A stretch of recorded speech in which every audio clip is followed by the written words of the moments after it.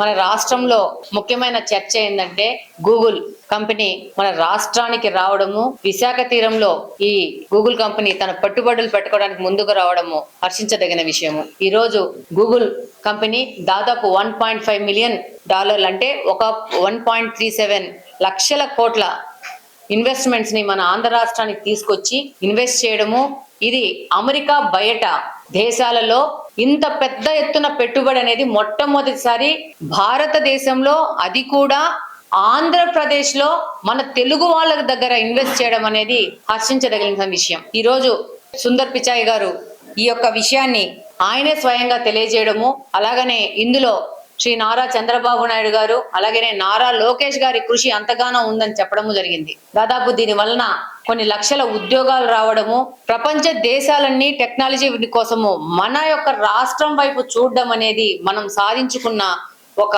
గొప్ప విషయము, మనం ప్రౌడ్ గా చెప్పుకోవాల్సిన విషయము.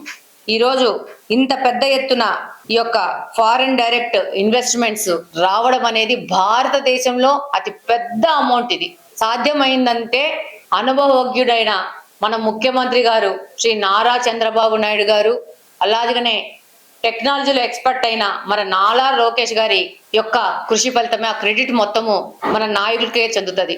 ఈరోజు ఈ పరిణామము అనేది ఒక వ్యక్తికి ఆ యొక్క దేశం మీద కానీ అలా రాష్ట్రం మీద కానీ అభివృద్ధి మీద గౌరవము నమ్మకము ఉన్న వ్యక్తులకే సాధ్యము. ఈ యొక్క కంపెనీ మనకి ఇక్కడికి వచ్చిందంటే నారా చంద్రబాబు నాయుడు గారి అనుభవము, ఆయన ఫేస్ వాల్యూ, సమర్థత మీద నమ్మకం ఉండి ఈ కంపెనీ వచ్చి ఇంత పెద్ద ఎత్తున ఇన్వెస్ట్మెంట్స్ చేస్తూ ఉంటారు.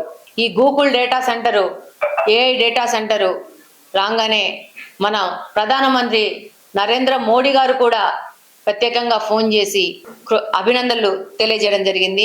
పక్క రాష్ట్రాల మంత్రులు, ముఖ్యమంత్రులు కూడా ఈ యొక్క ఘనతకి ఒకవైపు నుంచి పెద్ద ఎత్తున హర్షధ్వానాలు తెలియజేస్తా ఉన్నారు. విద్యార్థులు, యువత, ఇప్పుడే డిగ్రీలు కంప్లీట్ చేసుకున్న వాళ్ళైతే ఎంతో ఆశాభావంతో ఈ యొక్క పెట్టుబడుల్ని స్వాగతిస్తున్నారు.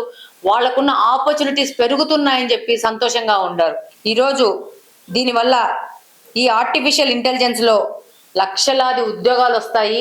రేపు భవిష్యత్తు ఆర్టిఫిషియల్ ఇంటెలిజెన్స్ అని చెప్పి ప్రతిసారి మన నారా లోకేష్ గారు కానీ మన చంద్రబాబు నాయుడు గారు కానీ టెక్నాలజీ వైపు తిరగాల. ప్రతి ఒక్క ఇంటి నుంచి ఒక వ్యక్తి సాఫ్ట్వేర్ రంగంలో ఉద్యోగంలో ఉండాలా, అలాగే ఒక ఎంటర్‌ప్రెన్యూర్ ఉండాలా అని చెప్పి చెప్తా ఉన్నారు. ఇదంతా ఆర్థిక అభివృద్ధికి మన రాష్ట్ర ప్రజల యొక్క అదృష్టంగా భావిస్తున్నాను. ఇంత మంచి వ్యక్తిని మనము ముఖ్యమంత్రిగా ఎన్నుకొని ఈ యొక్క రాష్ట్రాన్ని వాళ్ళ చేతుల్లో పెట్టడం వల్లనే ఇది సాధ్యమైంది. ఒకవైపు ప్రతి ఒక్కరు హర్షధ్వానాలు వ్యక్తం చేస్తా ఉంటే వైఎస్ఆర్సీపీకి సంబంధించిన వాళ్ళు ఈ యొక్క గూగుల్ ఏఐ డేటా సెంటర్ అనేది ఒక గోడౌన్ మాత్రమే, దానికి వచ్చే ఉపాధి అవకాశాలు ఒక 10 మంది వాచ్మెన్లు మాత్రమే అని చెప్పేసి మాట్లాడుతున్నారంటే వాళ్ళ అవగాహన రాహిత్యము చూసి నవ్వాలని కూడా అనిపించట్లేదు. అయ్యో పాపం అని పిటి చేయాల్సి వస్తా ఉంది.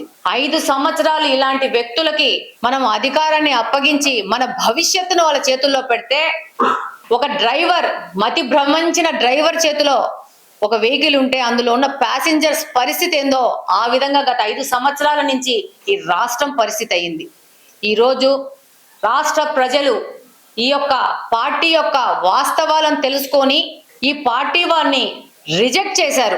చేసినా కూడా వీళ్ళు ఈ రాష్ట్రాన్ని నాశనం చేయడానికి వీళ్ళు ఇంకా ఏమాత్రము తగ్గటం లేదు. ఈరోజు ఎలాంటివంటే అలాంటి మాటలు మాట్లాడుతూ అవహేళన చేస్తున్నారు. కానీ జగన్మోహన్ రెడ్డి గారు చాలా ఆలస్యంగా ఈ యొక్క డేటా సెంటర్ వస్తే మంచి ఈకో సిస్టమ్ ఏర్పడుతుందని చాలా ఆలస్యంగా ఇక అందరూ ఉంచుతున్నారు. తప్పదు, దీని గురించి ఒక పాజిటివ్ మాట్లాడాలనే తప్పని పరిస్థితిలో మాట్లాడాడు తప్పితే మన రాష్ట్ర ప్రజల గురించి ఏమాత్రమైనా ఈయనకు బాధ్యత ఉందా? ఈరోజు మళ్ళా ఒక క్రెడిట్ చోరీ మొదలు పెట్టారు. ఆ తర్వాత నేను 5 సంవత్సరాల నుంచి చేసిన దానికి మాత్రమే వీళ్ళు వచ్చారు అని చెప్తున్నారు. జనరల్ గా సామాన్లు దొంగతనం చేస్తారు, డబ్బులు దొంగతనం చేస్తారు, కానీ క్రెడిట్ కూడా చోరీ చేసే వాళ్ళు ఎవరంటే వైఎస్ఆర్సీపీ వాళ్ళు.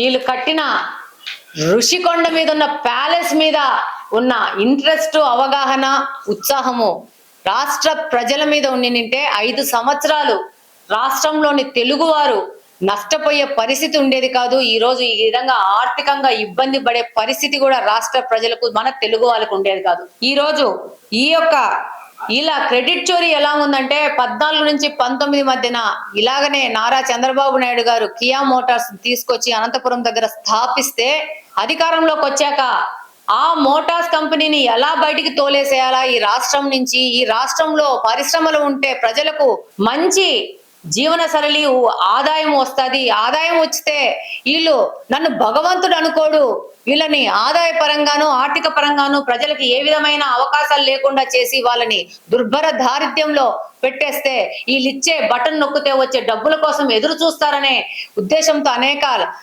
లెటర్స్ రాసి, లేఖలు రాసి వారిని పోగొట్టాలంటే సదరు కంపెనీ ప్రధానమంత్రి గారికి ఫిర్యాదు చేసి వాళ్ళని పడుతున్న కష్టాలు చెప్తే ఏమన్నా గత్యంతరం లేక వదిలేశాడు. కానీ అది కూడా మళ్ళా మాట్లాడతారు, నా వల్ల వచ్చింది కియా మోటార్స్ అనే చెప్పే దుర్భరమైన స్థితిలో ఆ పార్టీ ఉంది.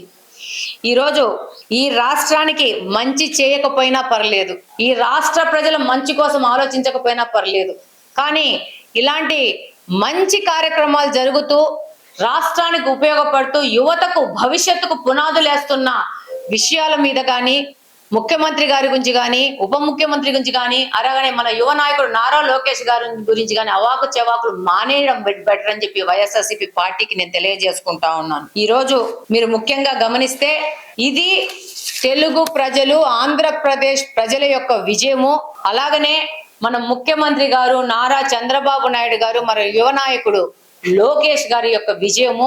ఇది భవిష్యత్తులో మన రాష్ట్రానికి ఎంతగానో ఉపయోగపడుతుంది. అలాగనే దీనివల్ల మన రాష్ట్ర ఆర్థిక అభివృద్ధి కూడా శరవేగంగా ముందుకు పోతుందని తెలియజేసుకుంటున్నాను.